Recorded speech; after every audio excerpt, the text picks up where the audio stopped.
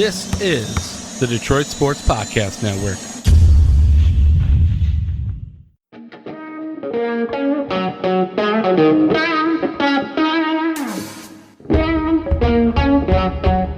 The biggest icon in podcasting.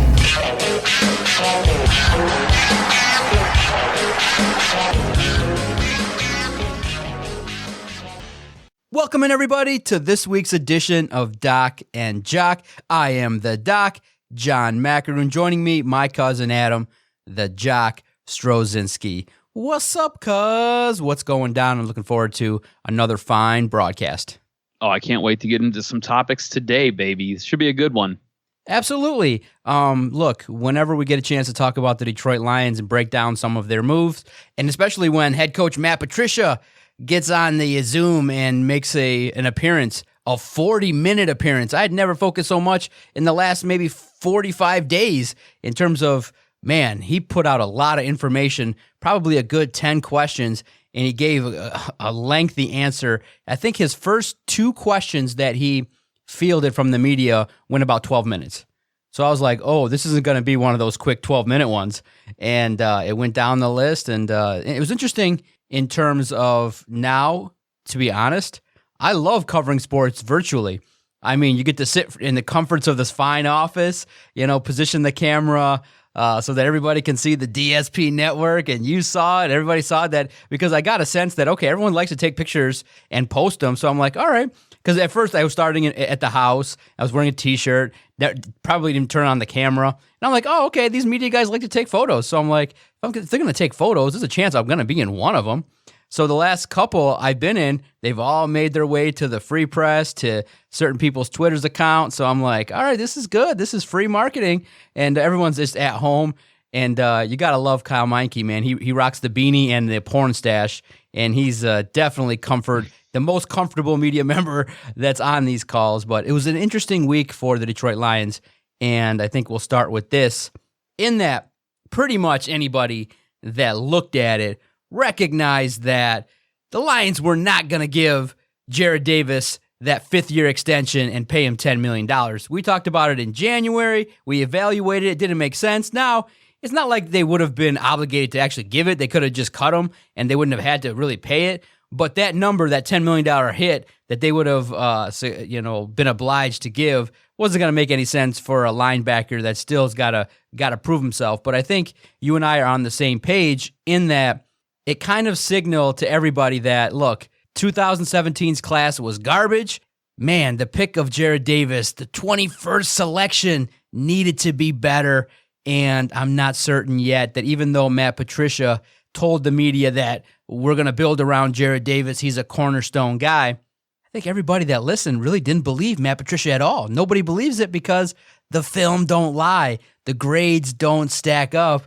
Jarrad Davis doesn't fit the scheme that Matt Patricia runs. And I think the reason why you're as mad as I am is that if you're Bob Quinn, you knew in 2017 you were going to blow out Jim Caldwell. You had to have some awareness that you're going to bring in your boy, and you know what your boy wants. He wants big, fat linebackers.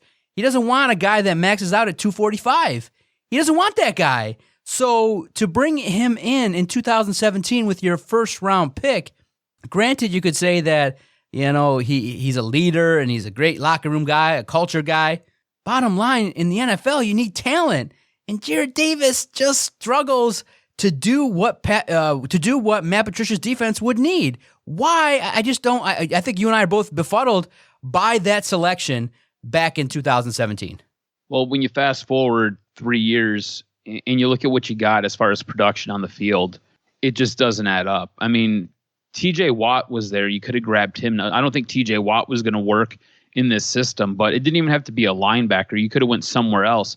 That 2017 draft was such a swing and a miss. If you don't have Kenny Golladay on it, it looks totally different. Thank God for Kenny Golladay. And Kenny Galladay's probably Bob Quinn's best draft pick thus far in his Detroit Lions career.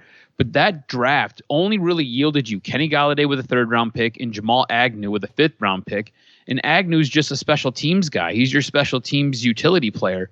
So, look, going back to the 2017 draft, Jarrad Davis, your first real pick here, in this draft was a total swing and a miss. You followed that up with Tease Tabor, which was a complete and utter disaster. Jalen Reeves Maben gave you some time, as well as Michael Roberts, but neither one of those guys really panned out. Brad Kaya was just kind of a flyer. Jeremiah Ledbetter gave you, I think, a solid year. He might be bouncing around in the league somewhere, but Pat O'Connor didn't really do anything either. So that entire draft was a dumpster fire. And I think that might be part of the reason that you see this organization where it's at today, going into or coming out of the 2020 draft where they were in they had the third overall pick. I mean, you didn't have any talent. You don't have enough talent. And this is something you and I have chronicled for years now, is that they just don't do a good enough job of grabbing guys in the draft. I mean, really and truly, the NFL draft, what it comes down to is just comes down to hitting on roughly 50% of your picks. If you can hit on 50% of your first round picks, 50% of your second round picks, and then anywhere from your third to your seventh round, if you hit on 50% of those guys, you're going to be okay. Your team will be okay because it's a combination of building between the draft and free agency and then signing your own guys. And Jared Davis legitimately doesn't necessarily deserve that $10 million contract, but I find it weird that Matt Patricia comes out and says, yeah, he's in our plans for the future. I get that you have to say certain things at certain times, but I don't know how you're going to, if you legitimately plan on keeping Jared Davis, I don't know how you come back and how you grab him for less than that. I don't know I don't see what the going rate is here for a linebacker, especially at this point in the game. He's going to be it's going to be his fifth year in the league. He's looking for a pay increase, and it says it's right around $10 million. So I don't know what you're going to do here. There's no way Jared Davis comes back next year.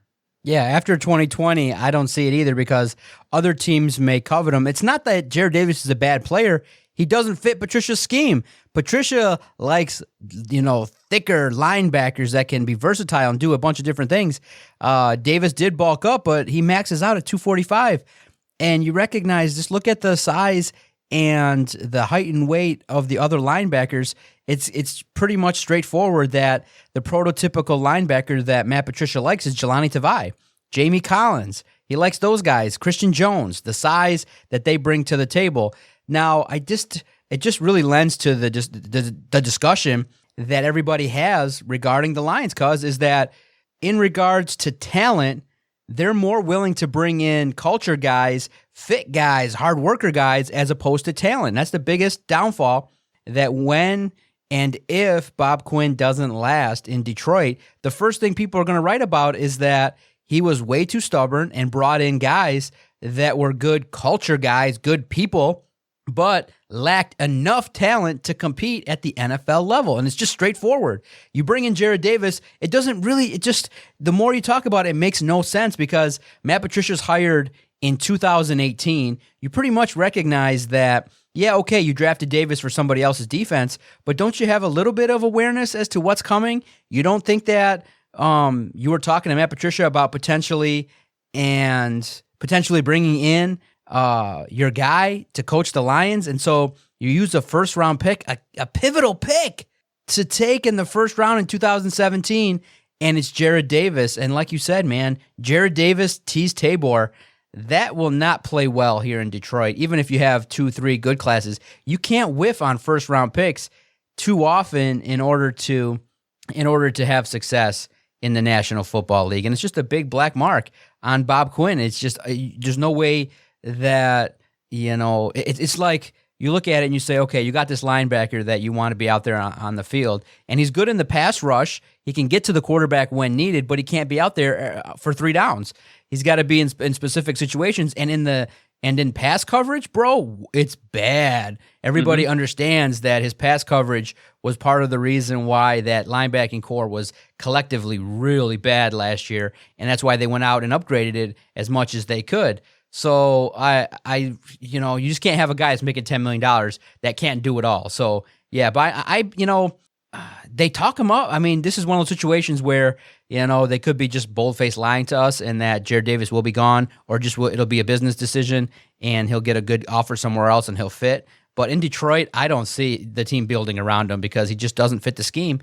He's not good enough to make enough plays that the Lions are going to need, and it just shows up on film, and everybody sees it.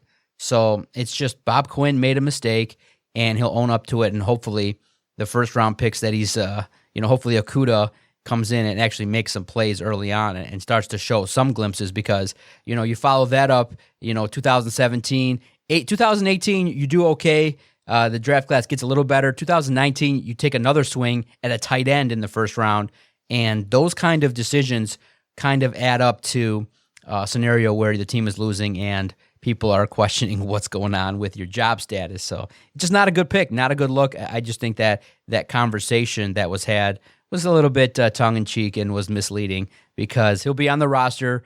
It was PR. Matt Patricia didn't want to, obviously, he'll never. Matt Patricia probably won't publicly diss too many of the players. You get that sense. And what the code word is, guys, I'll give you the code word. The code word is when he's willing to, he'll just say, I want to keep that private, or he'll say, we're making decisions that's the best for the team. And that's it. That'll be code for, okay, he'll be gone. Yeah, we made a decision that was best for the team, and then they'll move on, and we'll all come back and rehash again some of the bad draft picks. Because I think in looking at... real quick, Colin, before we move on, the thing that I find fascinating about Jarrad Davis is, you brought it up, you touched on it, is the way he was utilized, especially last year. This was a guy who went from playing essentially every single snap the year prior to now being put in spots where you almost felt like he couldn't mess up. And we've talked about his coverage ability. He can't cover anything. Like, legitimately, he can't cover anything. He's supposed to be your middle linebacker, and his best attribute, I guess, would be run stuffing, but he's not even really good at that. And I don't know how you as a general manager go and grab this guy. And if you remember, when he was drafted, there was a lot of talk about how he is a really good locker room presence. He's a studier of the game.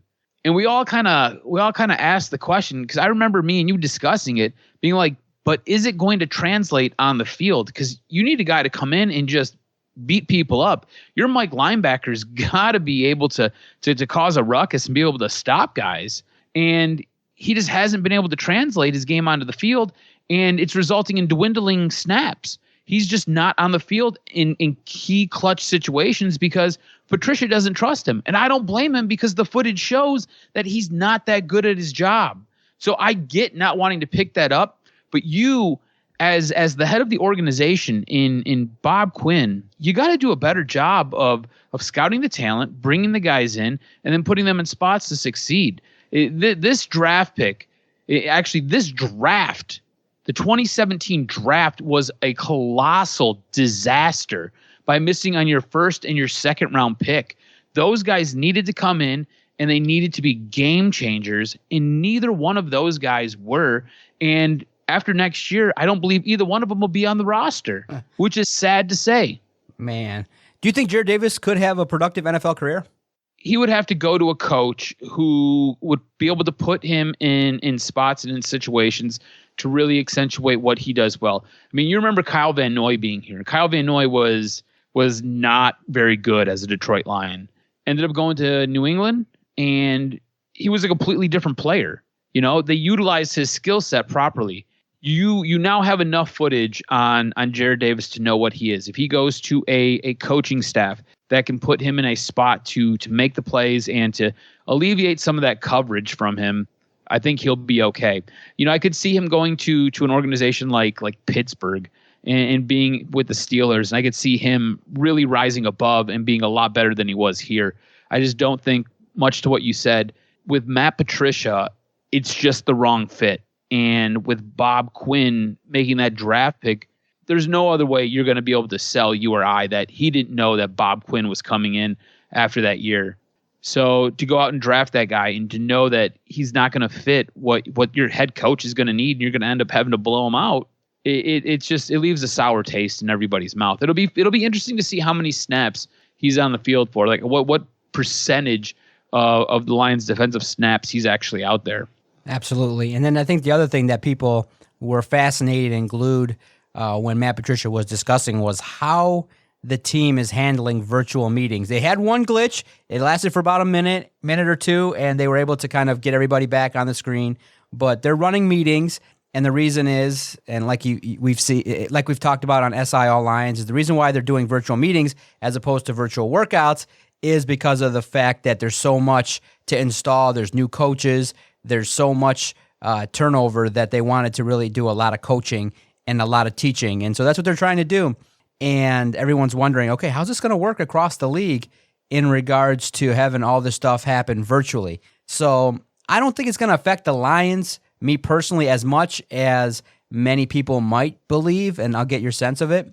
But I just think that the reason why you bring in the likes of a Jamie Collins and a Duron Harmon and a veteran like Desmond Trufant is they can pick up stuff pretty easily. Information can flow pretty well.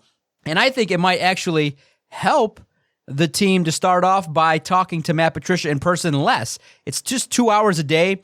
You're just participating in room to room. It's just basically like an online class, and you're learning information. And a lot of these guys can pass along the information and work out and things like that. You got to remember, we're still in May 6th. So it's a lot of install. It's a lot of like concept kind of work. It's a lot of technique type stuff that the coaches want. And yeah, I understand because Patricia's system is vast and it has a lot of, adjustments needed and very complicated. But there's a lot of guys that understand it that can filter out information. And one of the key things that I know you read and heard about is that Jeff Okudah basically ran the same techniques and drills at Ohio State. That's why Ohio State churns out so many good NFL players as opposed to other Big Ten schools, is because they run pro-style stuff. And people a player like Jeff Okudah has already done a bunch of that stuff. So for me, I'm not concerned a whole heck of a lot about the virtual offseason at this point. Maybe for some of the, I think the biggest thing that came out of that was that, some guys that are undrafted might not have the same opportunity to wow teams. But bottom line, the Lions know, roughly speaking right now, who their top 60 are in their depth charts, and the rest is just for competition and just to fill out the roster because you're allotted that. You know at this point who the top guys are, and if you follow SI All Lions daily, we're putting out our initial thoughts on the depth chart. Logan Lamorandier does great stuff in that regards. And for me, I love it. Virtual is the way I'm going to go. Virtual therapy, virtual podcasting, virtual sports coverage. Sit back, relax, get your face on camera, see all the media, maybe get your picture taken without my permission and have it posted everywhere. So it's great. And actually, so I know you saw it, cuz in the Free Press, the Lions did a video and used my likeness in their promotional video. If you go to DetroitLions.com, free plug there, you can see that it's called the behind the scenes of bringing you guys the NFL draft. And right there in the middle, they scroll in and they say, hey, this is how we do virtual meetings. And there I am. This time I'm not at the top. I'm at in the middle and the left. So I'm not concerned at all. Are you? Are you worried at all that the virtual situation could make the Lions' chances of success even that much greater? Absolutely. I'm surprised that you're so laissez-faire about this. Look, the Detroit Lions go out and they grab a new defensive coordinator this offseason, as well as grabbing new coaches for the defensive side of the ball. And you're right. At this time, it is all install. I get what you're saying about Jeff Okudah running similar things at Ohio State, but you have other guys that are coming over and you're going to be implementing. I don't believe it's going to be a brand new defense, because I think we both believe that it's whatever Matt Patricia is running or Matt Patricia wants to do. But in the same respect, you've got new coaches coming over. You've got new guys that you're trying to incorporate into your team, whether they be free agents or whether they be draft picks. And you've got to hope that all of this works and all of this meshes.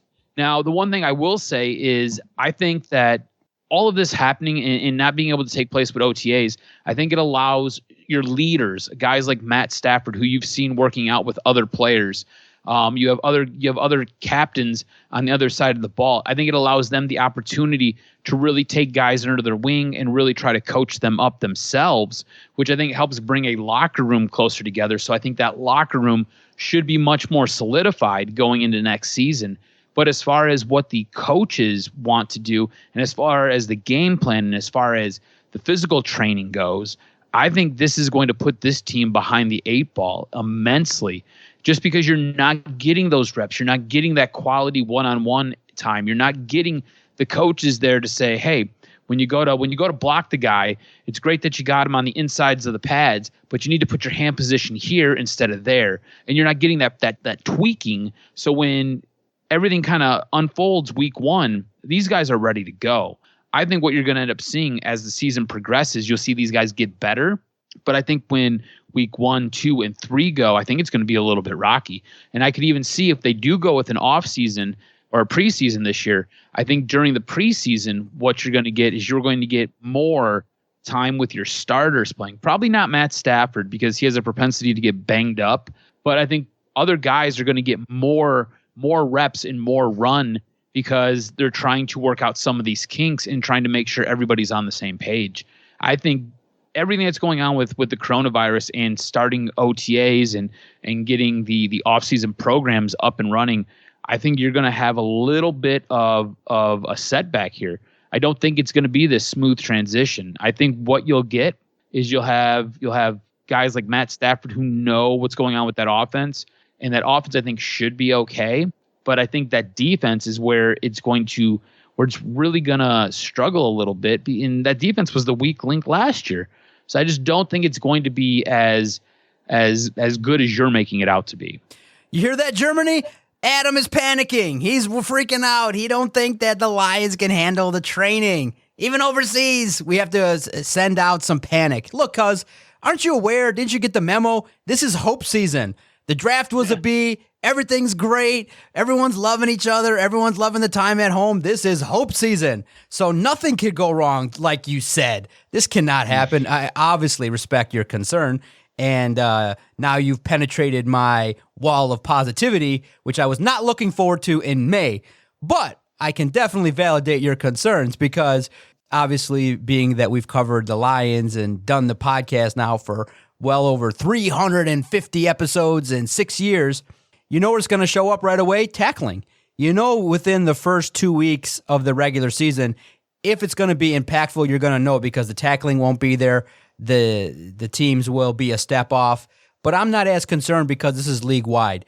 Probably half the league decided to do the workouts, half the team decided to do the installs. And so I think that relatively speaking, the talent is there to make more plays on defense. Not enough. There's definitely some concerns along the interior of the defensive line. There's not enough yet that has been done. But I do think that across the league, you're going to see sloppy play the first couple weeks. With the Lions, remember that this is also, too, we have to recognize that I know everybody wants to believe that the Lions just want to build this world-class defense and let it rip. But if you really, really seriously look at it, what the Lions are going to do, and I hate to lay it out to everybody, but it's no secret. The Lions want to do is they want to give up 1 billion yards and give up field goals and then get the ball back and carry and run the ball, and really hold a time of possession upwards in a game around 35 to 40 minutes. And they just want to muck a game up and play it that way. So that's what they want to do. They want to give up a gajillion yards and make one key play and then get the ball back and be able to run it and control the game that way, make 1 or 2 more plays on defense. That's the strategy. They're not going to be a run and gun team. They're not going to be trying to throw big darts all over the place. They want to very regimented, very structured, and I think that they're just trying to do enough. And remember, just harken back if you're watching old games, the first 5 games, that's what they did. They were within a play or 2 away in every game. And if 1 or 2 breaks fall their way this year, I think there's an opportunity for some positivity to creep in and the Lions to make more plays. Yes, I do think there's going to be a lot more sloppiness. There's going to be a lot more mistakes, but I don't think it's going to be an outlier compared to the rest of the NFL. Tackling, obviously, fundamentals, penalties, stuff like that, you got to pay attention to, but I really do believe they brought in enough veterans that have their head on right, and some new leaders will take the young cats under their wing. And remember, cuz you got Tracy Walker who bought in, you got Amani Arawarie who bought in, you got a bunch of players that have bought in that I think will ball out for Matt Patricia. He's not the same taskmaster as he was 2 years ago. He still will be a hard ass, but maybe not the same kind. So for me, I'm not as concerned, but you definitely have the right to be concerned with the Lions. Just basic 101 football. Do they have enough talented individuals to make the plays as needed? And once in a while, we have to hope that Maybe the answer is yes. So I'm going to stick with the hope until we start to see these guys suit up, and then it'll just be like, same old Lions. Right? Am I right? See, I think you're spot on though with the tackling. I think tackling is going to be an issue. Yep. And don't be surprised if you see some zone issues or some coverage issues, mistakes and miscommunication. Yeah, absolutely. Yeah, miscommunication and because really fundamentally, if we just want to peel it back, a lot of people can critique Matt Patricia's defense because it's way complicated. There's a lot of on-field adjustments that have to be made, and it requires a lot of versatility, the ability to read certain situations. It's complicated, and it takes time to install. It's not easy, and these are the best football players in the world that have to try and adjust to it. It's fundamentally okay. It's a good defense, but it's just way overcomplicated, and I don't think it doesn't come across to different players in the same way. It doesn't highlight everybody that comes into the defense's strengths, and sometimes I wish that the defense would be a little bit more aggressive and a little bit more, better suited to the scheme that they're trying to run. But I don't know if Patricia can teach it in a way where the modern NFL athlete can pick it up in the timely manner that we all need it, which is like right now. So we'll figure it out. But because I think it's good to, as we talk about talent, definitely go ahead before we talk about some free agents that maybe the Lions could potentially peek at.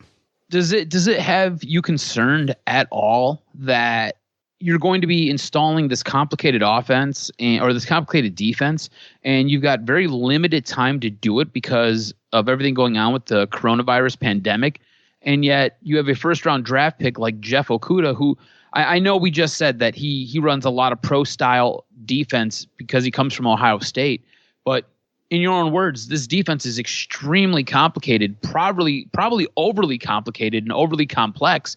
Does it concern you, especially at a cornerback position, a position that usually needs a year, maybe 2 years to develop, to really blossom? Does it concern you that he's going to be put in a lose-lose situation? Because for me, the answer is a resounding yes. Yeah, I the thing that concerns me the most is the nature of Matt Patricia's defense and how much is needed in order to. That's why, in essence, everyone's wondering, okay, is Jelani Tavai that linebacker can do the job? Is he that guy that can be the go-to player that's going to make the play?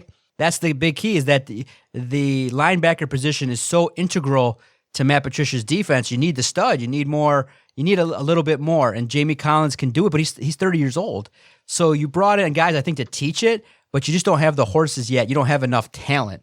I do think the scheme can be taught because it's just a form of defense. And what Matt Patricia says weekly is that we just game plan week to week. And the part that is most concerning is, does the message get translated quickly enough, especially with restricted time? The whole league has scaled back in practices and everything. So early on, that's why in preseason you start to see all the teams try to work out the kinks and things like that. But I have confidence that the players they brought in are a little bit better, a little bit more suited to the scheme. And I'm thinking that what the best defense for the Lions in 2020 will be a 25% better offense. And as long as DeAndre Swift, Kerryon Johnson, Bo Scarborough eat up the clock, run, pass, fling it to Hawkinson and Galladay as needed, that also boosts the defense 10% right then and there. If you control the line of scrimmage offensively, score more points. If you keep the opponent's defense on the field for such a long period of time, then you'll have an opportunity to wear them down, and the Lions defense will be sitting pretty on the sideline getting rest. So I think that's the name of the game behind closed doors. Better defense for the Lions will equate when the offense plays better. That's the secret. I think that's the thing that's not going to be talked about, is the Lions really just want to play better offense, and that will do enough to overcome any problems with the defense. I think it remains to be seen. We'll see kind of how the season plays out, but I'm on the other side of this. I think panic. That offense is good. That offense is very good, and you've seen what it could do with second and third and sometimes fourth string quarterbacks. So imagine getting Matt Stafford back, and if he's 100% healthy and doesn't get banged up, which I'm beginning to see a bit of a pattern here. This guy, I don't want to say he's a China doll, but it seems like every year towards the end of the year, it's either a finger, it's a hand, it's a shoulder, in this case, the last 2 seasons, it's been a back. So he's always dealing with something. If he can remain 100% healthy, which no quarterbacks usually ever do, or at least 90% healthy, which we'll take at this point, I think that offense will be better, but not getting a lot of production from a defense, I don't know what that means for this offense. That's a lot of pressure. All right, fun, bold prediction before we get into the free agents. By what week will we come across our first tweet that says, fuck it, throw Chase Daniel in there? Week 9? Week 10? I'm going to say Stafford starts off good, couple wins here and there. Then all of a sudden, maybe he has that one freaky game. And I think by week 8 or 9, if the team is like 4-4, 4-5, fuck it, you're going to see tweets coming to us that say, fuck it, just put in Chase Daniel and see what happens. I can't wait. I'm going to say bold prediction, there will be a shift and a QB controversy week 9. I'm gonna go week. What week is Thanksgiving? It's usually what happens is everybody sits down for their turkey dinner and they watch the Lions and they're totally disgruntled after. So I'm gonna say Thanksgiving is usually week 11, week 12. So I'm gonna go right after the Thanksgiving Day game. There's gonna be like, screw it, play Chase Daniel, tank for Trevor. Trevor will start. Sure. We'll start week 13 on.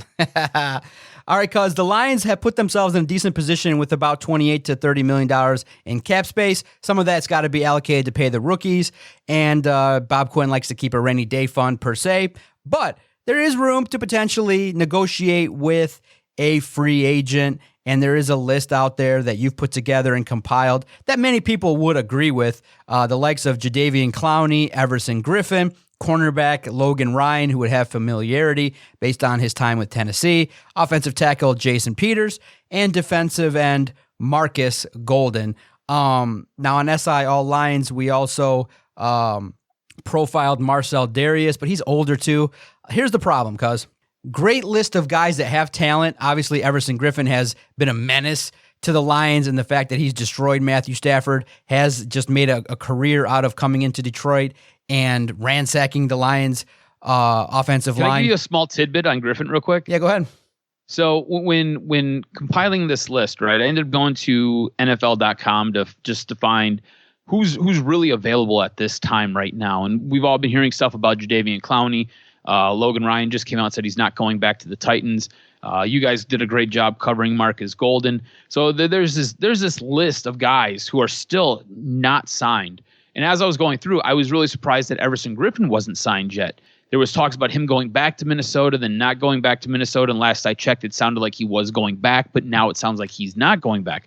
But when doing a little bit more research on Big Griff Dog here, I was looking to see what his flexibility was as far as where he plays on the line, and trying to get a little bit more insight and do a little bit more research on him. And in doing so, I found out that he was drafted with one of the Lions' original draft picks. Oh. You go back to the Javid Best. When they moved up to grab Javid Best, Everson Griffin was picked up with the Lions, originally the Lions' 4th round pick at pick number 100. Hey. He could have been a Lion. Could have been a Lion. They would have took him. They would have been like, nah, what's this guy's going to be? They probably would say, well, this guy's got a C grade. He's not on our board. He's our 5th guy on our board. We don't need this guy. And he comes back to just whoop your ass consistently. But here's the problem. All these guys are older and they all want veteran money. So the price has to come down. I love Jadeveon Clowney trying to roll up and say, hey, pay me $20 million. And the market dried up pretty quick. And you got Logan Ryan's like, I'm not signing for anything less than $10 million. And that dried up pretty quick. And so these NFL athletes got to recognize that really they got one shot at a fat contract, and that's right after their rookie deal. 4th year, 5th year, you got to be balling. You got to be 27 years old, then you can cash in. And you got to just be lucky to find a team that really wants and covets your talent and have a couple teams bid for you. But on this list, cuz, I'm just going to say pass. I'm just going to say nobody. Nobody. I would go with Logan Ryan to solidify the secondary.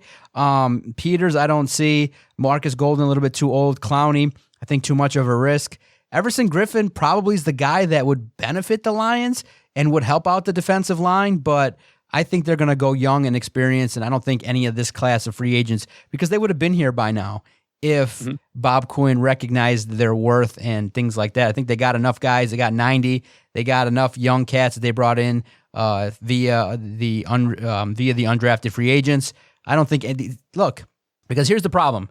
You did this before. Mike Daniels, injury plagued, 2019. You went out and got offensive linemen. He struggled mightily. And you've been to Green Bay. You've visited their talent pool, and you brought in their aging veterans, and they've been an epic disaster. TJ Lang, the offensive lineman who came in and just had 2 injury-plagued seasons and really didn't live up to all that much. So, bottom line, stick with the young cats and don't mess up the chemistry. It's a decent list. Nice list of talent. But for me, pass on all of them. Stick with what you got, and let's see what Okwara brings to the table. Let's see what the revamped defense and secondary looks like with some of the guys you brought in 2019. See, Logan Ryan was a guy who I was really high on before he went out and grabbed Jeff Okudah. Signing Logan Ryan right now doesn't make a whole lot of sense. Right. Neither does Jason Peters. The guy's 38. He's basically logged something close to 900 snaps between the last 2 years or something like that. It's some kind of insane number. And he's usually banged up by the end of the year. Just too damn old. Now, the names on here that really interest me are all of the defensive ends. And the defensive line, the interior of that defensive line wasn't really addressed in the draft. So when I was looking at these guys, because there's not a lot of good defensive tackles out there, I was like, okay, so what are these guys' capabilities to be able to move inside and help provide some support for the middle of the defensive line? And Jadeveon Clowney, I think, just believes too highly in himself. I think he's more sizzle than he is steak. The guy's not really a sack machine. He's not the guy who really gets home to the quarterback. Now, what he does do, though, is he's really, really good at run stuffing. If you're going to be a run stuffing D end or a run stuffing defensive lineman, I got no problem paying you $15 million. I'm just not giving you 20. Everson Griffin's a guy who he's getting up there. He's 32, going to be 33 when the season starts, I believe. But that's a guy who I wouldn't mind giving a contract to and just letting him wreak havoc. Sign him to a 1 or a 2 year deal. He probably wants a little bit more longevity. I'd give him a 3-year deal, but it's going to be a team option, not a player option. And then Marcus Golden, his concern is more in injuries to me. But that's, again, another guy who I think you could put on this defensive line, and he could make an impact. I don't necessarily have a problem with any of these guys, but like you said, it's all about the price. It's all about the dollar amount. Matt Patricia and Bob Quinn have a little bit of a treasure chest here with just over $28 million to play with. So they could go out there and they could grab one of these guys. I just don't know if they're going to. Tonight, cuz you heard a little bit of whispers on Wednesday that potentially the NFC could face off against the AFC for the first 4 weeks. And the reason why that takes place, per John Clayton, NFL reporter, is that if the schedule is adjusted, then potentially you could just lop off the interleague games. And so, potentially speaking, you could have the Lions taking on Houston, Indianapolis, Jacksonville, and Tennessee the first 4 weeks, which I like. I think that gives you a good chance to start the year off 2-2 or better if the Lions do indeed start the year off against 4 AFC opponents. It would be 2 home games, 2 road games, and you can check all that information out, the specific details on SI All Lions. But the schedule comes out potentially tonight, Thursday, and the Lions could have really a schedule that falls in their favor if you get a plethora of home games right after week 4 and 5, and you get that momentum rolling. So I would say this, in terms of the schedule, I'm a guy that loves to see it because we love to play the win-loss game. Me and you probably will do it right the second we know about it. Could be 8 o'clock, or some teams have the right to release it at 7:30. Whoever releases it and whenever, we will break it all down and we'll have a win-loss situation right away because it's fun to see, and it really builds the excitement, I think, the kickoff for the NFL season in regards to when the Lions will take on, who they'll take on, when, where. And I don't care about Monday night, Saturday night, Thursday night. I don't care for me personally, but I'm just thankful that, because I would never go, I'm thankful that the international series got canceled. Your guy, Jeff Risdon, I feel bad for him. He was getting all giddy. He was going to spend 2 weeks in London covering the Browns and the Lions. So I sent him a fun message. I said, bro, save the money. God, these media outlets, poor media outlets that would have to pay to send a squad out to London, that got canceled real quick. and we'll talk about it in terms of in the future if they even allow fans this year. But overall, I'm excited for the schedule, and I'm excited to see how everything goes. Yeah, I am too. The one thing that I always look for when the schedule comes out, I always look to see what the Week 17 opponent is, because I hate going to Lambeau late in the year. I also look to see when the bye week is. I prefer a bye week that happens sometime around the middle of the season instead of that first quarter of the season. But you're right. It's going to be interesting to see what they do. I think the NFL is going to release the full thing, and then if they have to adjust it, they will adjust it later. But it will be interesting to see if they do play the AFC or the first 4 weeks. This is everything is kind of weird right now, man. Trying to figure everything out. It's strange. So it'll be fun to see. And like you said, once it's released, once everything comes out, we'll go through. We'll give our predictions. No doubt about it. And I think pretty much most fair media will start at 8-8, knowing what happened this year. So for me personally, I'm excited. Stay tuned to Detroit Podcast. Adam, for sure, he'll let her rip, no problem. And we'll break it all down. I can't wait the NFL season. Even though, it feels like it's a long way away, it's going to hit us pretty fast. But I think that time in this situation is going to be our friend in regards to the schedule in the NFL, because we're in May. And we're going to have to see how this pandemic plays out. But you still got all of June, all of July, all of August. That's 90 days. A lot can happen with the pandemic. And I'm just hoping that there's at least an opportunity to, hey, I got to be honest, maybe there's an opportunity for me to get in. They'll be like, oh, we're going to let in, of the 40 media, we're just going to have to let in 8. And, John, darn it, you're just number 9. I'm sorry. Even though you got a good work ethic, you're putting out 5 quality articles a day, tons of promotion, you're bringing on people, you're doing your thing. We just can't find room for you. And I'll be like, I wonder, because if it is bad, you can't have 70 media that close. I'm going to be coming up there in the Hannibal Lecter mask, and I'll be fully covered head to toe in like some kind of bee mask or something. Be like, stay away from me. I'll send Vito out there. I'll be like, Vito, just go out there and cover the line. Tell me if the pandemic is okay. You see his video? You see videos? Did you see? Vito, get back to me. Let me know how things are going. Yeah, go report and tell me. No, I seen his video. Him dancing around. What is going on with that? What would you rate that? 2.3? 1.7. Yes, 1.7. Exactly. I don't know what the hell he was doing, but I loved it. I thought it was great. It was fun. Yeah, look, this is the great thing about Vito. Vito's a guy who doesn't necessarily take himself too seriously, which is fantastic. He is a fun guy. I think he is.